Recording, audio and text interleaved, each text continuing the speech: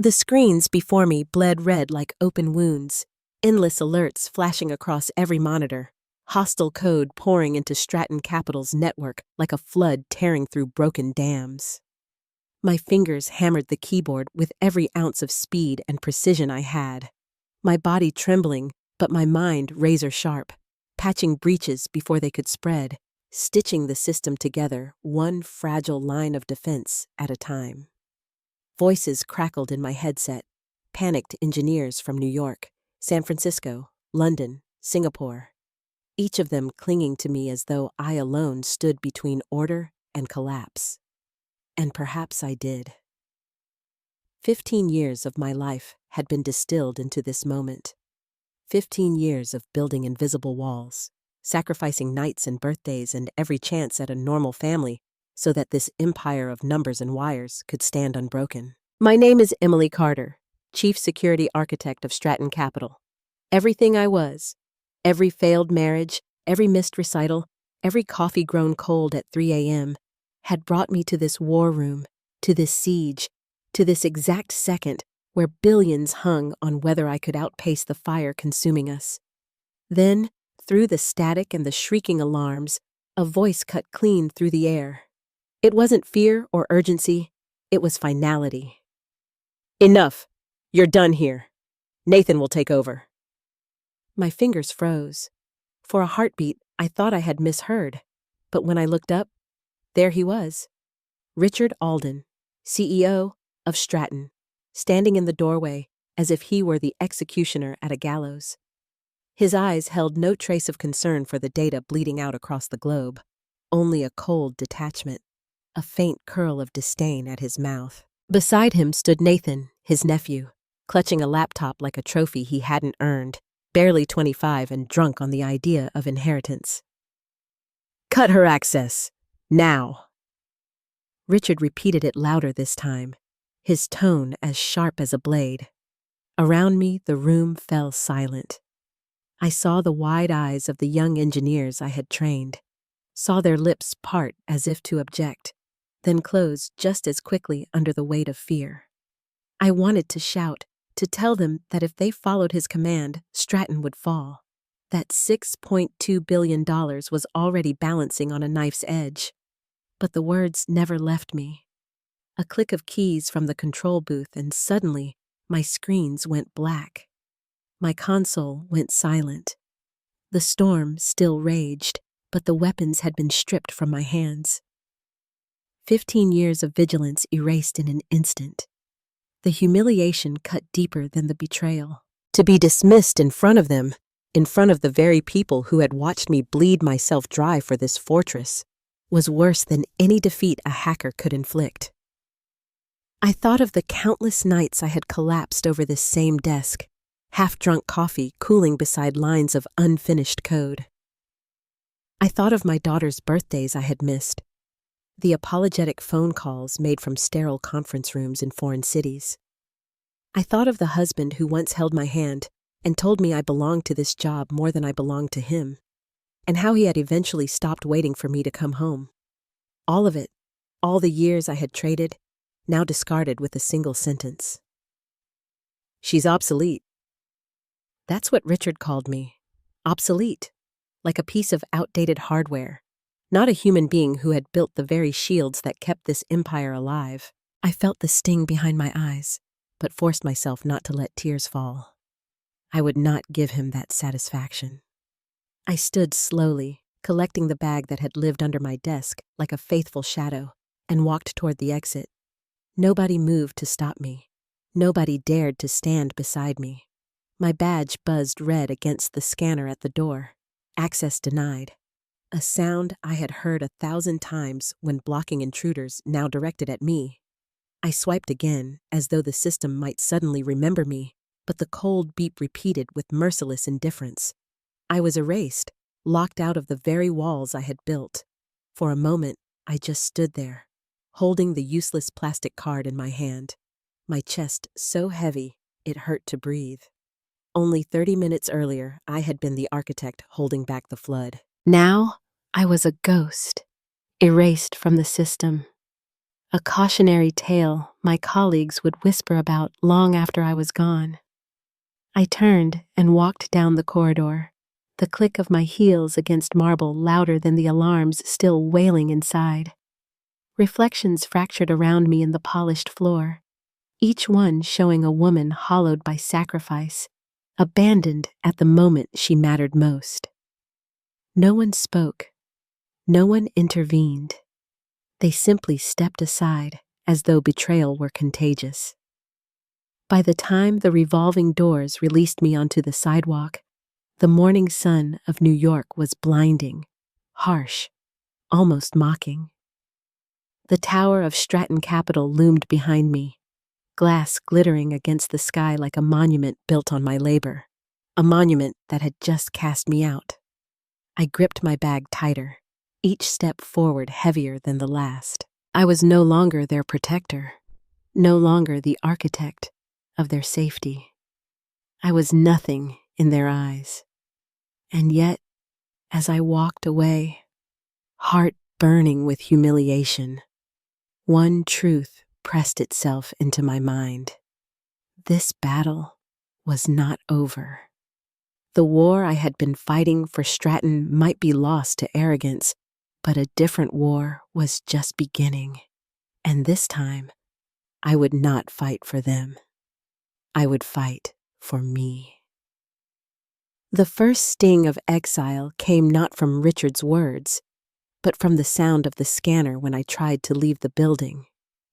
The red light blinked at me like an accusation, the sharp beep slicing through my chest more brutally than any insult. For 15 years, that badge had been the key to my second home, the one place where I felt indispensable. Now, in less than 60 seconds, it declared me irrelevant. I stood there, badge still in my hand, watching the elevator doors close without me. And in that silence, the weight of betrayal settled into my bones. Security guards hovered nearby, men I had passed 100 times with polite nods, now avoiding my eyes as though I were already a stranger. My hands tightened on the strap of my bag until my knuckles burned, and I forced my legs to move forward. The war room's muffled alarms still echoed faintly behind me as I walked down the corridor, a fading chorus of chaos I had been severed from. The marble floor gleamed beneath the harsh fluorescent lights, reflecting me in shards, a broken mosaic of someone who no longer belonged. People parted as I passed, whispering in hushed tones, their eyes carrying pity or relief that it wasn't them. I felt their stares burn against my back. The same people who had once leaned on me during crises, now shrinking away as though disloyalty were contagious. My heels clicked in steady rhythm, a hollow metronome marking the end of an era. By the time I reached the lobby, the air felt heavier, buzzing with the sound of phones ringing, executives rushing, assistants darting from desk to desk. Stratton Capitol was under siege, and everyone knew it, yet their eyes still found me, the fallen architect, the woman whose dismissal had been made public. I could almost hear the unspoken narrative forming. Loyalty meant nothing, competence even less when arrogance held the microphone. A young analyst, barely old enough to rent his own apartment, broke away from the crowd. He moved quickly, hesitantly, glancing around as if afraid Richard's shadow might stretch into every corner. He leaned close enough that only I could hear him and whispered, "We trust you, not him." His voice shook, but his eyes did not. They held both fear and defiance, a flicker of solidarity in a building drowning in obedience. My throat tightened, words tangling before they could escape. I wanted to thank him, to tell him his courage meant more than he could know, but instead, I only gave the smallest nod. He slipped back into the swarm, swallowed by the tide of people pretending not to see me. The glass doors opened, and I stepped into the blinding daylight of Lower Manhattan. The morning sun cut sharp against the skyscrapers, casting Stratton Tower into brilliance, a monument I had helped defend for over a decade. Now it loomed behind me like a tombstone, glittering and hollow. I walked down the block, each step heavy with the weight of years. Betrayal does not land all at once.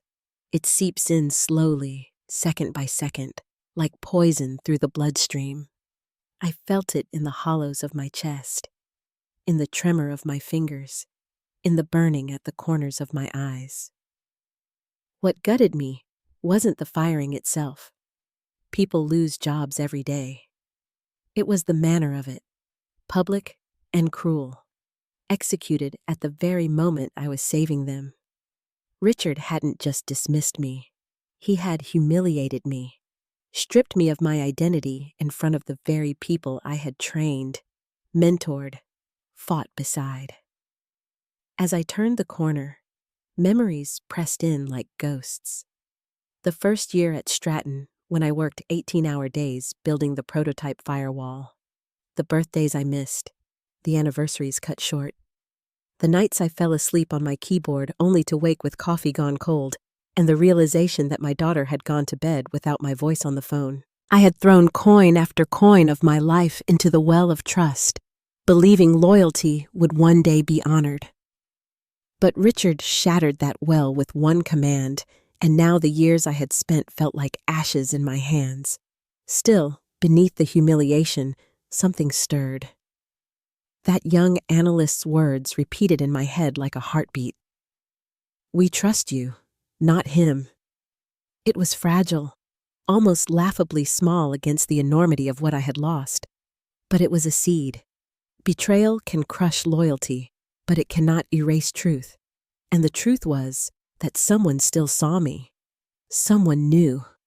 My reflection caught in the glass of a storefront, fractured by the sunlight.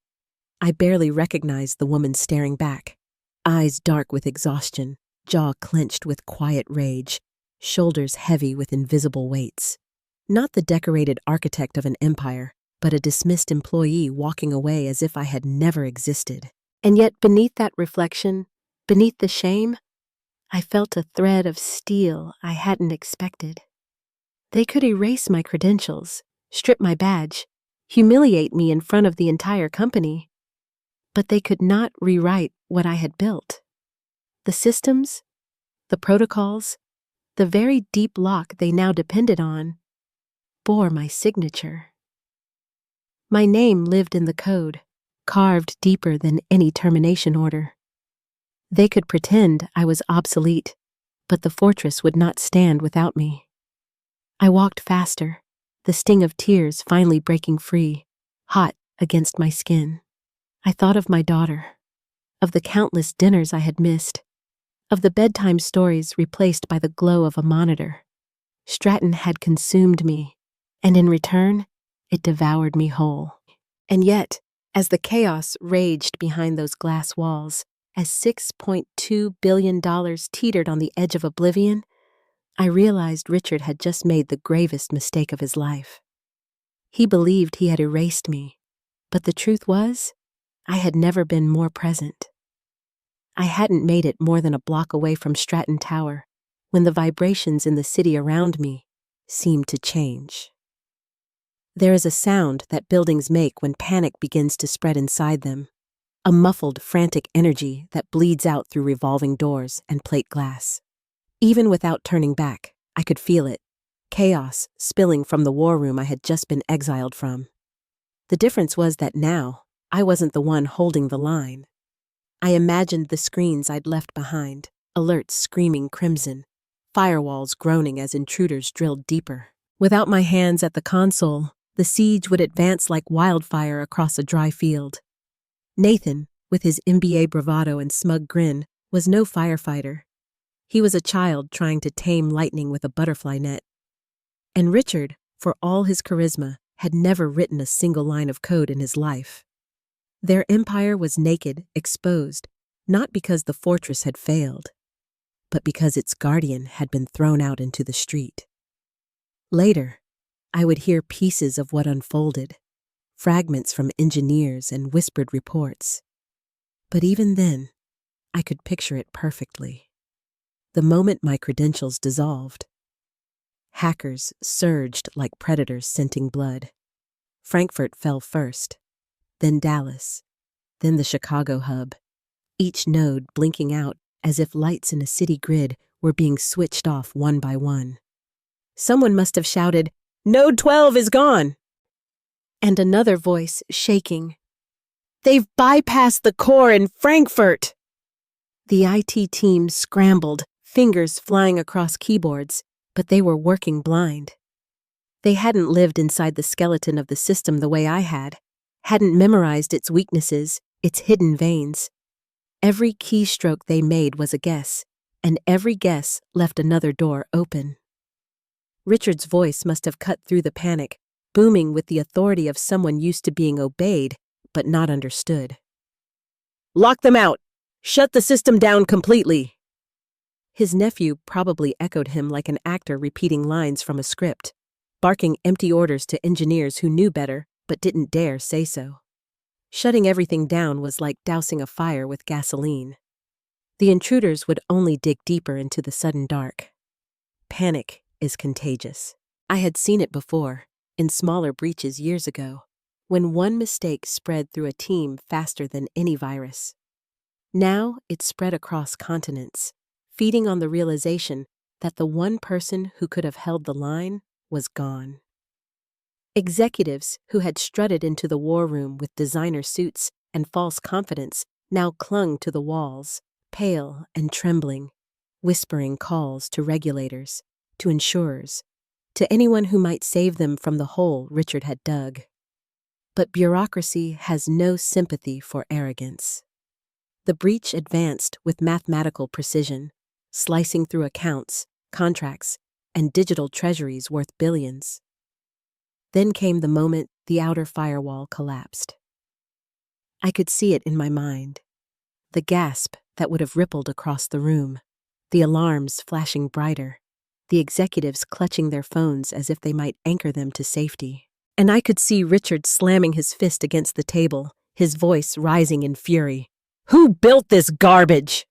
He would have spat my name like a curse, blaming outdated strategies, outdated code, outdated me. What he didn't understand, what none of them understood, was that the collapse wasn't failure. It was design. Years ago, when I realized that one day Stratton's greatest threat might come not from outside, but from within, I built a contingency no one else knew about. The outer firewall was a decoy, a shell meant to crack under relentless pressure. And when it did, when it broke in just the way the attackers thought they wanted, it triggered something else entirely. The deep lock protocol. My creation. My safeguard. The ultimate defense. The outer walls fell, and in their place, a hidden vault sealed tight around the company's core assets. Billions in digital treasuries, contracts, reserves, frozen, untouchable, impenetrable. But there was a catch, a truth that even now I suspected was dawning on them with every failed command. Deep lock would only yield to one thing: my signature, my credentials. My biometrics burned into the code itself. No one else could open it, not even the CEO, especially not the CEO. I could see the engineers staring at their screens, the prompt glowing at them like an oracle. Authorization required. Carter E. They must have tried to override it, hammering useless commands into keyboards while Richard hovered over them, red-faced and shouting, "Bypass it! Break it!" One of them would have whispered, terrified but honest, "It's impossible. It's biometric. Without her, we're locked out too." And that was when silence would have fallen over the war room, the kind of silence that screams louder than alarms. The same executives who had nodded along to Richard's bravado now realized they were trapped, not by hackers, but by their own arrogance. They had applauded my humiliation, or at least tolerated it. And now they were prisoners inside a fortress that no longer recognized them as allies. I pictured Richard refusing to accept it, calling the insurance firm, activating clauses he had boasted about in board meetings. But the insurance company would have answered with cold formality. Coverage requires the signature of the chief security architect of record. And that role, of course, had been terminated less than an hour ago. My role, my name, gone. In that moment, the lifelines he had counted on, regulators, insurers, investors, snapped like brittle twigs. Without me, there was no safety net, no payout waiting to cushion their fall. Richard's voice, so confident minutes before, would have cracked into rage, demanding someone forge my signature, replicate my key, find some loophole. But the engineers knew. They had seen my work up close. They would have shaken their heads, voices trembling but certain. Impossible. The token is bound to her. Only she can activate it. And she isn't here. Those words must have hung over them like a guillotine. I imagined the CFO lowering his phone with hands gone pale, whispering the truth they all dreaded. Without Carter's signature, the insurance is void. The room, once filled with the clatter of keyboards and overlapping commands, would have gone still. Executives who had thought themselves untouchable now stared into the abyss Richard had created. Stratton wasn't collapsing because of hackers. It was collapsing because its leader had cut out the only person who could have saved it. On the streets outside, the world continued oblivious, taxis honking, pedestrians weaving past each other, life rushing forward as though billions weren't hanging in the balance a few stories above. I kept walking, my heels striking pavement, the city swallowing me whole. I didn't need to be inside the tower to know what was happening. I had written it in code years ago. The fortress would hold, but not for them. It would hold for me. And as Richard Alden raged against the walls he thought he controlled, the empire he claimed as his own was already crumbling under the weight of a single undeniable truth. He had fired the wrong person. From the moment I stepped onto the crowded sidewalk, I knew it was only a matter of time before the world learned what Richard had done. Systems like the one I had built were not silent. They were designed to leave records, unalterable and merciless. Stratton Capital's survival had always depended on transparency with regulators, and I had coded that transparency into the very marrow of its defenses.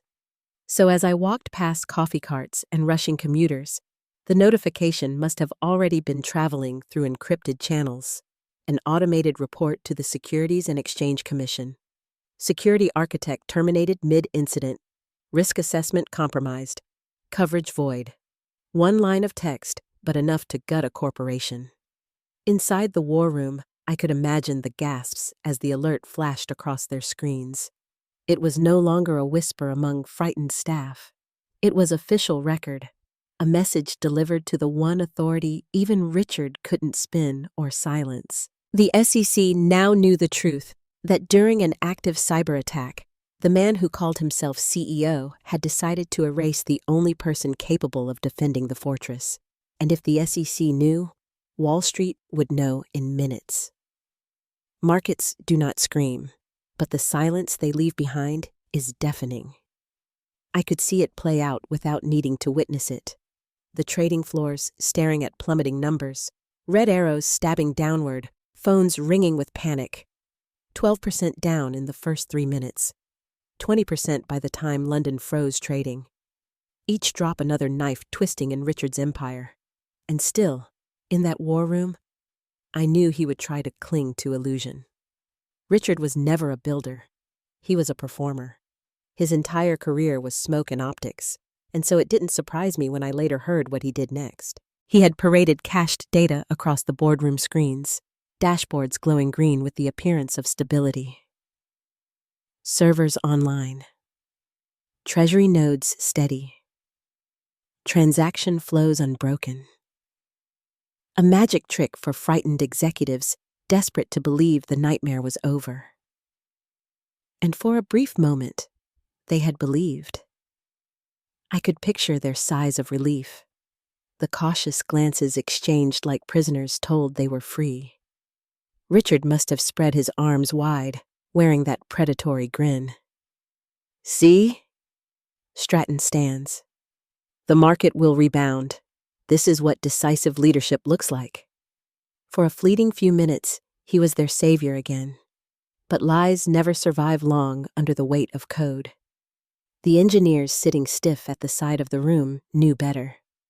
They must have watched the screen flicker, felt dread settle in their stomachs.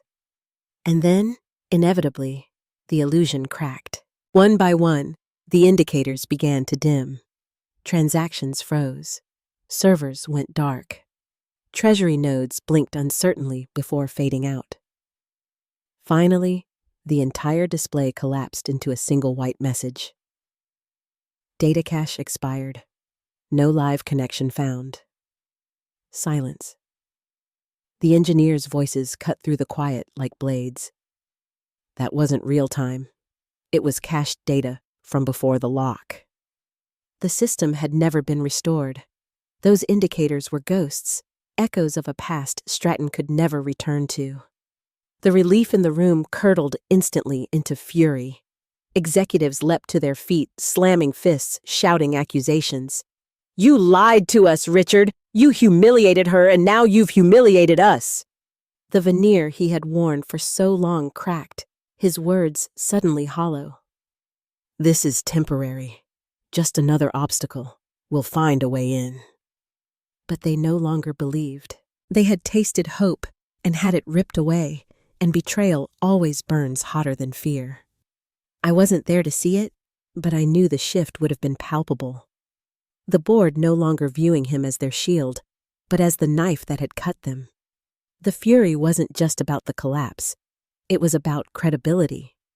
He had lied to them in the middle of catastrophe, and Stratton's survival was built on trust. When the board called an emergency session, I imagined the air in that chamber. Stale coffee, loosened ties, pale faces, fortunes bleeding away as phones buzzed with investor rage.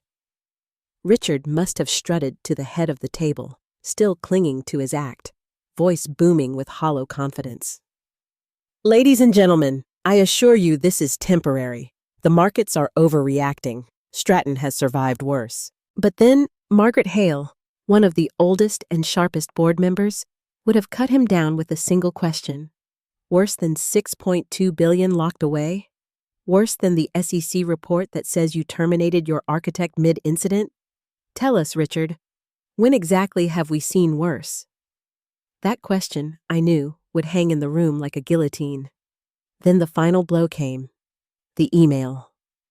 The one I had sent 3 weeks earlier, marked urgent, outlining in precise detail what would happen if the chief security architect of record was terminated during an active breach. No access, no insurance activation, no recovery without architect authorization. Recommend dual signatory redundancy to avoid catastrophic failure. Margaret had pulled it from the archives, sliding the paper across the table like a loaded gun. Gasps, curses, hands covering faces. The warning had been given. Explicit, documented, ignored. Richard had chosen to bury it because it didn't suit his narrative of efficiency. He had bragged about eliminating redundancies, about saving a few $100,000 in premiums. Why pay for 2 signatures when one is enough? He had laughed. Besides, Emily will always be here. The irony must have cut deeper than any hacker's code.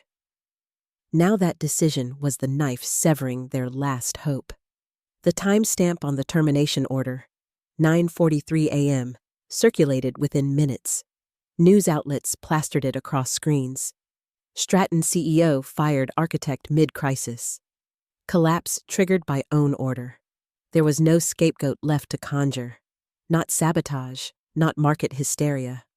Only Richard Alden's arrogance, inked into permanent record by his own signature. And as the board's voices rose in outrage, demanding his resignation, I knew the performance was finally over. He had played the role of leader for years, demanded respect, manipulated trust. But respect can't be bought, and trust cannot be faked. His empire was crumbling not because of enemies at the gates, but because of the hubris of its king. Outside Stratton Tower, the city was already buzzing with the news. Reporters gathering, traders freezing assets, investors fleeing. And somewhere across town, in a cafe where I sat gripping a bitter cup of coffee, I watched the headlines scroll across the television. Stratton stock suspended, billions wiped out, SEC investigation underway. My hands shook, not from fear, but from the quiet, unbearable truth. Vindication had begun. I knew Richard wouldn't surrender easily. Men like him never do.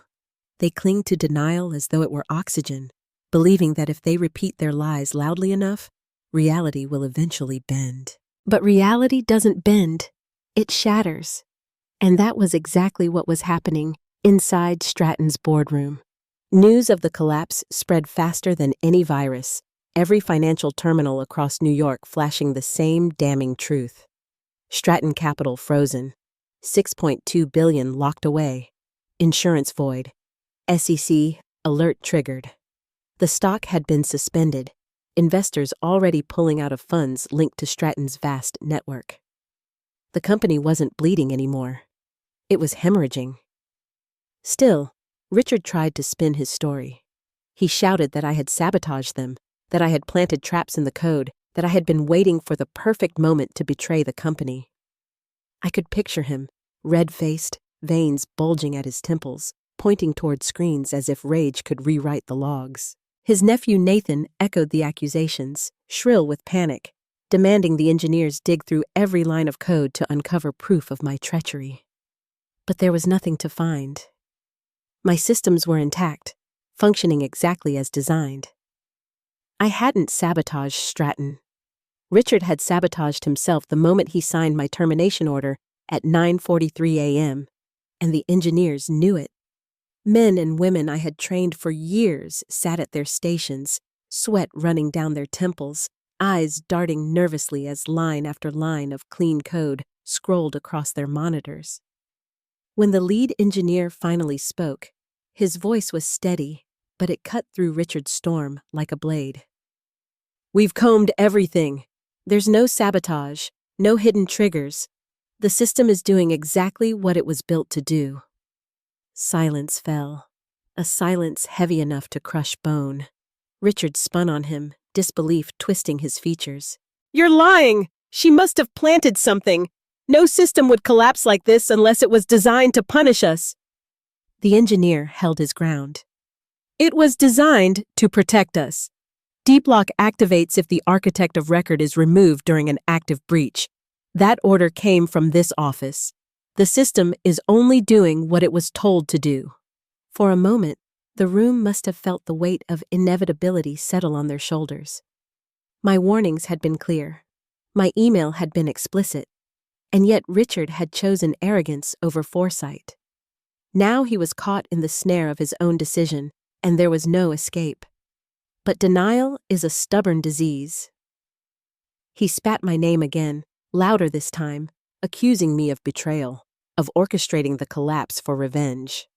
That was when Claire Johnson, the CFO, snapped. Her voice carried across the room, sharp as steel. "She didn't punish us, Richard. You did. You fired her at the worst possible moment. The system did exactly what she said it would. You ignored her warnings, and now we're paying the price." The board erupted into chaos, accusations flying, voices clashing, chairs scraping against polished wood. Phones buzzed with fresh disasters, insurers refusing claims, regulators demanding explanations, journalists hammering for statements. The walls themselves seemed to close in. And then came the call that sealed his fate. 3 of Stratton's largest institutional investors appeared on the conference line, their faces projected onto the screen at the end of the boardroom. These were not journalists to be spun, nor regulators to be placated. These were titans of finance, people who controlled billions, the same men and women Richard had courted for years with promises of bulletproof security. Their expressions were glacial. "Mr. Alden," the spokesperson from Halberton Trust began, his tone clipped, We need explanations now. Richard straightened, tugging at his cuffs as if polished fabric could restore his authority. What you're seeing is market hysteria, he declared. The fundamentals remain strong. The breach is contained. Restoration is underway. Hollow words, empty as a drumbeat in an abandoned hall. The second investor, a woman from Redwood Capital, leaned forward, her eyes sharp as razors. You told us this system was unassailable. You assured us our capital was protected under every scenario, yet here we are. Accounts frozen, insurance void, regulators circling. Was your assurance incompetence or deception? Richard's mouth twitched, clinging to the script. Neither. This was sabotage. A trusted employee turned rogue, weaponizing her access against us. But the investors were not fools. The spokesperson from Halberton Trust raised a folder to the camera. We received a forwarded copy of Ms. Carter's communication to the board. Her email outlined exactly what would happen if the architect of record was terminated mid-incident. She even recommended redundancy to avoid this very scenario. That doesn't sound like sabotage. That sounds like foresight. Richard froze.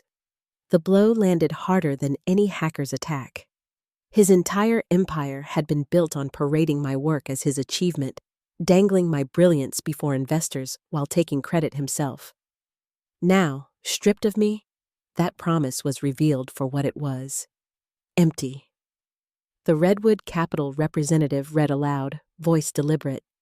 She called the system bulletproof. You sold that to us. Without her, it's worthless. The sentence echoed like a verdict. Board members shifted uncomfortably, faces paling as the narrative finally, irrevocably turned. Richard was no longer the decisive leader fighting crisis. He was the liability. He was the collapse. The CFO leaned forward, voice low but firm. They're right, Richard. You sold their faith in her work as your own, and when it mattered most, you cut her out. The investors didn't wait for his defense. Our confidence in your leadership is gone, the Halberton spokesperson said flatly. We will be issuing statements to that effect. The market will know where the blame lies. The call ended with a hollow click. In the boardroom, silence heavier than death fell. Richard stood frozen, stripped bare, the swagger gone, only desperation left clinging to his shoulders. He had gambled everything on the illusion of control, and in the end, the illusion had devoured him. By the time the sun had shifted across the glass facade of Stratton Tower, the empire was already unraveling. From where I sat in a small cafe across the street, I could feel the vibrations of collapse radiating outward, the way a skyscraper hums when struck by wind, except this was not weather. It was consequence.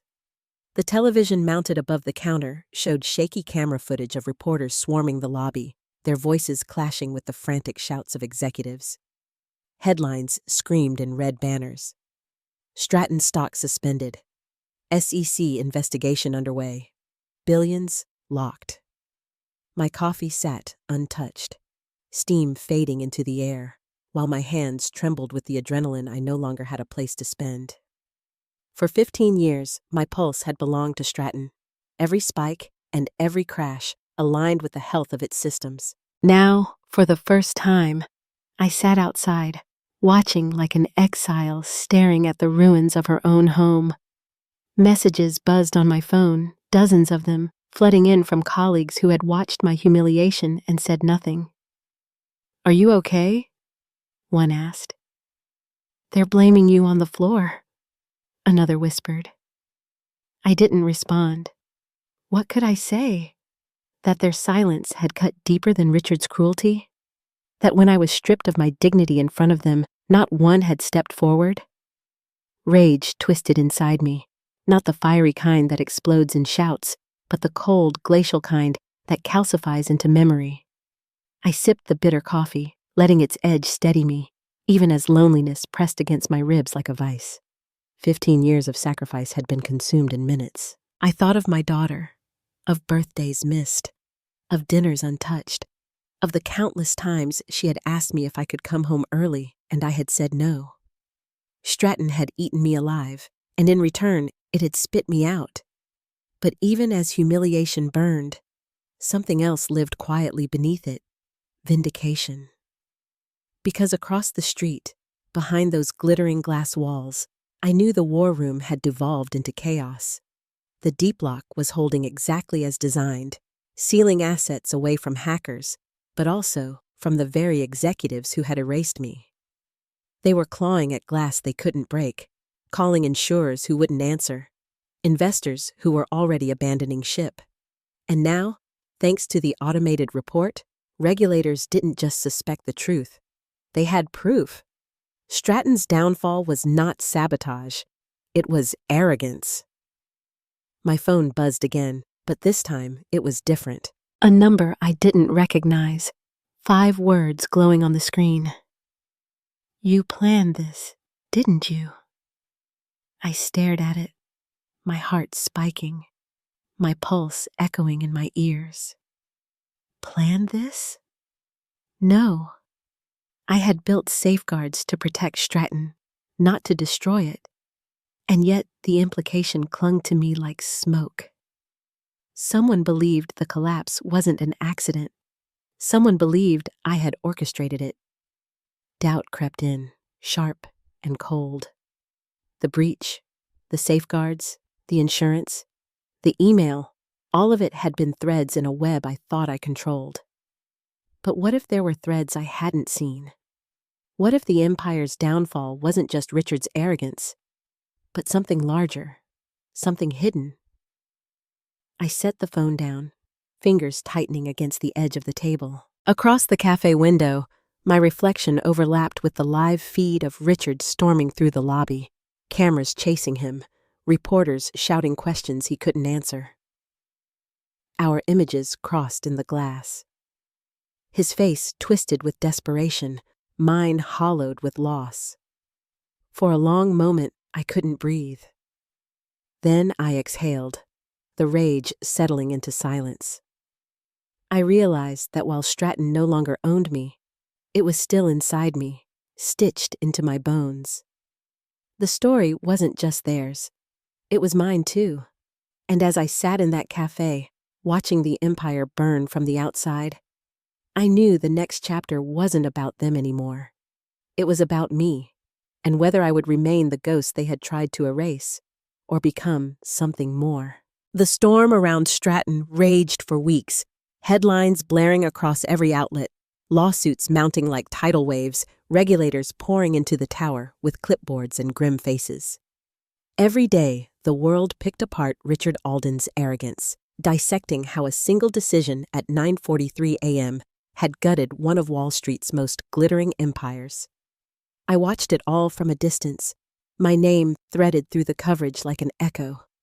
Some painted me as the saboteur he had tried to frame me as, others as the Cassandra who had warned them all but gone unheard. For me, none of it mattered as much as the quiet truth that finally emerged. They could deny me, erase me, humiliate me, but they could not erase the proof of my work.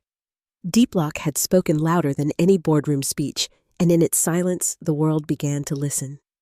Calls came in, first tentative, then insistent, from government agencies, from rival corporations, from financial consortia that had once treated me as background noise. They no longer wanted an employee to exploit. They wanted a leader, a strategist, a voice to shape the future of security across continents. One call stood out above the rest. A global consortium of financial and defense institutions, a coalition larger than any single company, offered me not a job, but a seat at the table. Senior advisor, global reach, authority that could not be erased by one arrogant man's pen stroke. At first, I hesitated. Stratton had taught me the cost of loyalty to the wrong leader. 15 years of sacrifice had left scars that no title could heal. But then I remembered the young analyst in the lobby, his whispered words on the day I walked out. "We trust you, not him." That whisper had been fragile then, a flicker against the dark. But now, It was a compass. Trust had not been destroyed. It had only been misplaced. And now it was being restored, piece by piece, in the eyes of those who asked me to lead. I accepted. The day I walked into my new office in Washington, D.C., the air felt lighter than it ever had inside Stratton Tower. Sunlight streamed through tall windows, casting gold across polished wood and silent screens waiting for my command. There were no shadows of betrayal here, no ghosts of humiliation whispering from the corners. This was a place not haunted by arrogance, but alive with possibility. I set my bag down and pulled from it a small object I had carried for years. A watch, its leather strap worn smooth with time. It had been a gift from my parents when I first started at Stratton, a symbol of beginnings, of resilience. For years, I had checked its face during sleepless nights, its ticking a reminder that every second I gave to the company was a second I could never reclaim. Now it felt heavier, not with pride, but with pain. I laid it flat on the desk, my hand lingering on it for a moment before I gently pushed it aside. The past had marked me, but it would not define me. An assistant placed a new plaque at the edge of my desk. Steel letters gleamed in the sunlight, sharp and undeniable. Emily Carter, Chief Security Strategist, Systems Built on Integrity. The words stole my breath. They were more than a title. They were vindication. They were ownership. They were proof that survival was not enough, that dignity once stolen could be reclaimed, reshaped, redefined. I leaned back in my chair, a quiet catharsis spreading through me. Richard had strutted for years under the illusion of control, demanding respect, purchasing loyalty, manipulating trust. But he had never earned it. And now he was gone, consigned to history not as a visionary, but as a cautionary tale. His name forever chained to the timestamp, 9:43 a.m. I, on the other hand, had something he could never touch. Genuine respect, freely given, built not on fear or deception, but on truth. For the first time in years, I felt whole. Not a ghost erased by arrogance. Not a soldier abandoned on the battlefield. Not a scapegoat discarded in the middle of war. I was a leader in my own right. The silence of the office was not loneliness. It was peace. I closed my eyes for a moment and let myself remember every night I had worked unseen, every humiliation swallowed, every sacrifice left invisible. They had not been wasted. They had led me here, to this moment, to this place where my name was no longer buried in code, but etched in steel. When I opened my eyes again, the plaque shone like a promise. Justice doesn't always arrive with fireworks. Sometimes it arrives quietly, with truth exposed and respect restored. My story was proof of that. Dignity can be stolen, but it can also be reclaimed. And as the sunlight spread across my desk, warming the skin of my hands, I realized that Stratton had been my battlefield, but it would not be my legacy. My legacy was just beginning.